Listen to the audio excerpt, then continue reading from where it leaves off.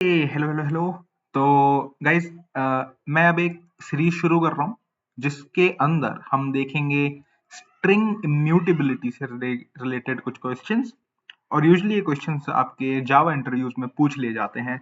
तो हम सीखेंगे कि एक स्ट्रिंग का ऑब्जेक्ट कहाँ बनता है, स्ट्रिंग कांस्टेंट पूल क्या होता है, हीप में अंदर क्या होता है, कितने ऑब्जेक्ट्स क्रिएट होते हैं, और हम ये सब कुछ क्वेश्चंस की मदद से समझेंगे। तो पहला क्वेश्चन आज आपकी स्क्रीन पे ये है कि मेंशन है कि string A is equals to hello, string B is equals to hello.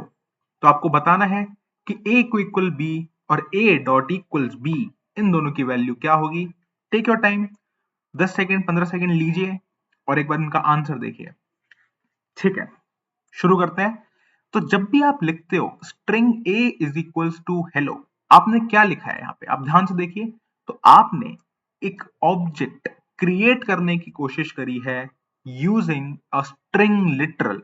आपने ए वेरिएबल को असाइन करा है एक स्ट्रिंग लिटरल हेलो नाम का। तो याद रखिए, जब भी आप एक स्ट्रिंग लिटरल लिखते हैं तो string literal is always stored inside your string constant pool. अब स्ट्रिंग कांस्टेंट पूल क्या है? स्ट्रिंग कांस्टेंट पूल एक एरिया होता है inside your heap memory. Heap memory के अंदर ही एक एरिया होता है जिसकी एक खासियत होती है कि स्ट्रिंग कांस्टेंट पूल हमेशा स्ट्रिंग लिटरल को स्टोर करता है और it always has one object of its kind. एक तरीके का स्ट्रिंग लिटरल यदि स्ट्रिंग कांस्टेंट पूल में आ गया तो दूसरा नया ऑब्जेक्ट, नया स्ट्रिंग लिटरल सेम टाइप का क्रिएट नहीं हो सकता, एक बार में एक ही क्रिएट होगा। तो ये लॉजिक, ये रूल आप अपने दिमाग में रखिए। तो जैसे ही मैंने लिखा string A is equals to एक स्ट्रिंग लिटरल हेलो से असाइन करा, तो ए वेरिएबल, ये जो वेरिएबल क्रिएट हुआ है ए, ये कहां जाएगा? कि वेरिएबल जाएगा स्टैक के अंदर, स्टैक डेटा स्ट्रक्चर के अंदर। और एक ऑब्जेक्ट क्रिएट हुआ होगा इनसाइड स्ट्रिंग कांस्टेंट पूल, उसका स्ट्रिंग लिटरल क्या होगा? हेलो। तो ये जो ए वेरिएबल बना है स्टैक के अंदर, ये पॉइंट कर रहा होगा ऑब्जेक्ट जो क्रिएट हुआ है स्ट्रिंग कांस्टेंट पूल के अंदर with the string literal hello. अब इतना समय हमें समझ आता है। अब मैंने दोबारा लिखा string B is equals to hello.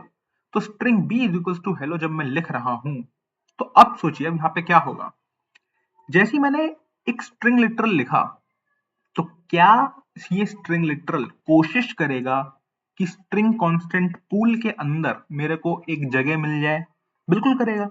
लेकिन स्ट्रिंग कांस्टेंट पूल का रूल होता है कि एक बार एक ऑब्जेक्ट एक टाइप के स्ट्रिंग लिटरल का क्रिएट हो गया तो दोबारा से वो क्रिएट नहीं होगा।